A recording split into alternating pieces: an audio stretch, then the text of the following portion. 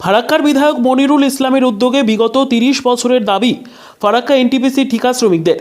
মঙ্গলবার সকালে মুর্শিদাবাদের ফারাক্কা ব্লকের এনটিপিসি পাওয়ার প্ল্যান্টের ২ নম্বর গেটের সামনে ঠিকা শ্রমিকদের বেতন চুক্তির দাবি সহ অন্যান্য একাধিক দাবিতে একটি সভা করেন ফারাক্কার বিধায়ক মনিরুল ইসলাম।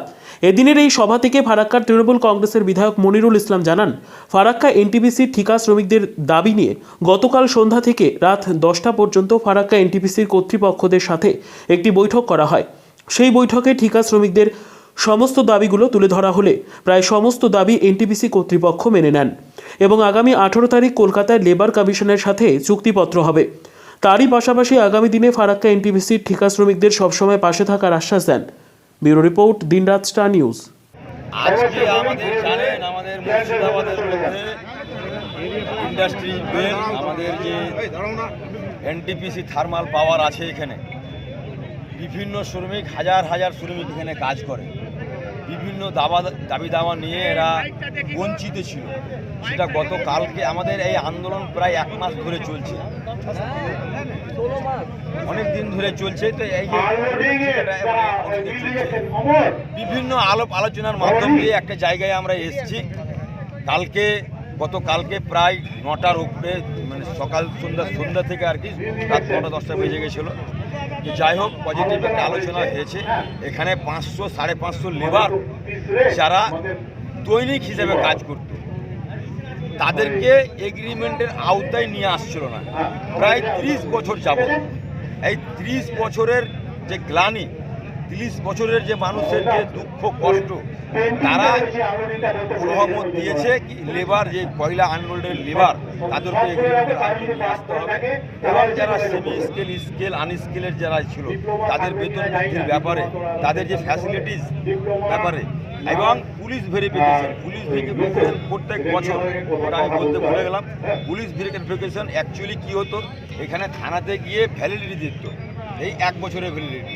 ওই ভ্যালিডিটি কথাটা থাকবে না, থানাতে আমরা বলে দেবো ওই ভ্যালিডিটি কথাটা আমাদের থাকবে না। তাহলে বারবার ওরা কেউ হয়রানি হতে হবে না। অনেক দাবি দেওয়ার ফলে আমাদের অনেক দাবি দেওয়া মেনেছে আর কি। আগামী 18 তারিখে আমাদের কলকাতাতে মানে এগ্রিমেন্ট আছে লেবার কমিশনের সঙ্গে, সমস্ত ইউনিয়ন এখান থেকে যাবে। তা আজকে তারই আমরা লেবারদেরকে একটু জানিয়ে দেওয়া একটা আমাদের এই আলোচনা হয়েছে। তার ভিত্তিতে আমাদের এই 18 তারিখে যে মানে এগ্রিমেন্ট হবে। তো লেবারকে তো নিয়ে আমাদের চলা, যে কোনো কল কারখানা ফ্যাক্টরি সব তো লেবারকে দিয়েই চলে। আমরা বাবুরা তো কাজ কি এটা করে ওটা করে, কিন্তু করে তো এরাই। আজকে ট্রাক চালাবে, রিক্সা চালাবে, যে কোনো কাজ, মানে দুনিয়ার ভারসাম্য যদি বজায় রেখেছে এই ঠিকা শ্রমিক লেবাররা রেখেছে। আমি মনে করি ওরা আসে বলে আমরা বাবু, ওরা আসে বলে আমরা এমএলএ, ওরাই তৈরি করেছে। দিয়ে আমরা কি করি, ওদের অপব্যবহার করি, ওদেরকে অপব্যবহার করি। ওরা ভরসা করে, ওরা খুব সরল মনের লোক। লেবার হচ্ছে সরল মনের লোক, আমরা যেটা বুঝাই সেটাই বুঝা যায়। দিয়ে আমাদের বিশ্বাস করে যে আমরা ঠকাতে শুরু করি। এই চলবে না, জমিদারি প্রথা চলবে না, রাজতন্ত্রে উঠে গেছে, আমরা গণতন্ত্রে বাস করছি। এবং আমাদের নীতি হচ্ছে আমাদের শিল্প কলকারখানাও থাকবে এবং লেবার শ্রমিকের ন্যায্য পাওনাও দিতে হবে। এই দাবি দাওয়া নিয়ে আমাদের লেবার। তাহলে ঠিকা শ্রমিকদের কি এখন আশ্বস্ত করছেন তাদের দাবি দাওয়া? হ্যাঁ, অনেকটাই আমরা কাটিয়ে উঠতে পেরেছি। এবার 18 তারিখে যেটা এগ্রিমেন্ট আছে, ওখানে যদি কিছু একটু এদিক ওদিক থাকে সেটা আমরা ঠিক করে নেব। আমাদের বিগত যে এগ্রিমেন্ট, তার মেয়াদ শেষ হয়েছে 2022 সালের সেপ্টেম্বর মাসে।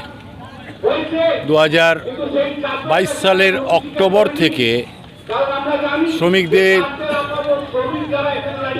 যে নতুন বেতন চুক্তির দাবি, যেটা নিয়ে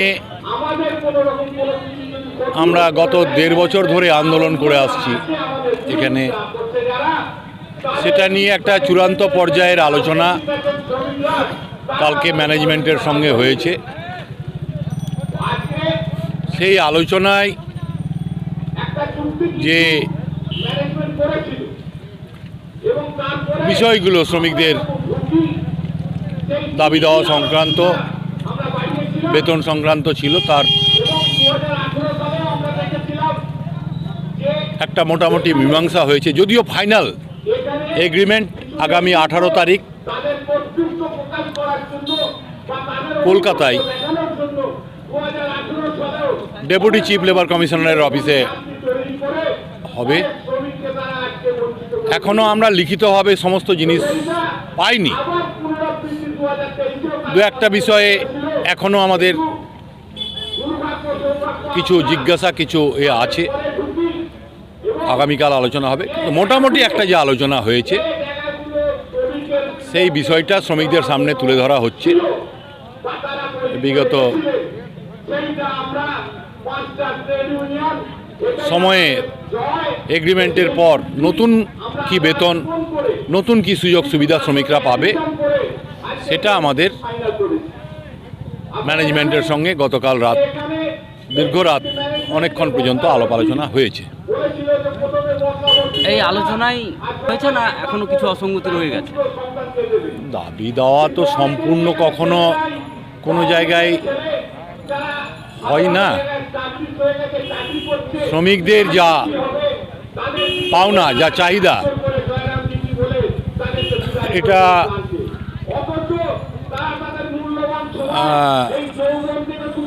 সম্পূর্ণ হয়েছে আমি বলতে পারবো না।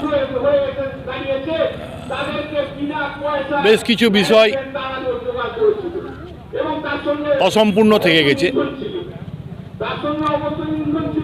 আবার অনেকগুলো বিষয় শ্রমিকরা, একটা বড় অংশের শ্রমিকরা যে এরা এই এগ্রিমেন্টের সঙ্গে যুক্ত ছিলেন না, এগ্রিমেন্টের বাইরে ছিলেন, বা অনেক শ্রমিক এগ্রিমেন্টের কোনো সুবিধা পেতেন না, সেটা একটা ব্যাপক অংশের শ্রমিককে এই এগ্রিমেন্টের অন্তর্ভুক্ত করা হয়েছে। শ্রমিকদের যে প্রত্যাশা টাকা পয়সার দিক থেকে, সেটা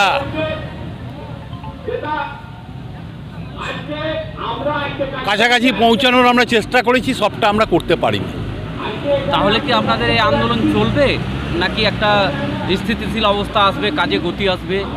কাজের গতি আছে, কাজ তো শ্রমিকরা বন্ধ করেনি। তো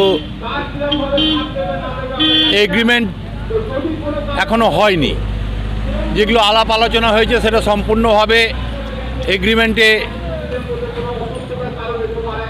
প্রতিফলিত হয়, সেটা আমরা দেখব। শ্রমিকদের কাজ তো আন্দোলন করা নয়, শ্রমিকদের কাজ হচ্ছে কাজ করা। শ্রমিকরা কাজ করতেই আসে, শখ করে কোনো শ্রমিক আন্দোলন করে না। তো শ্রমিকরা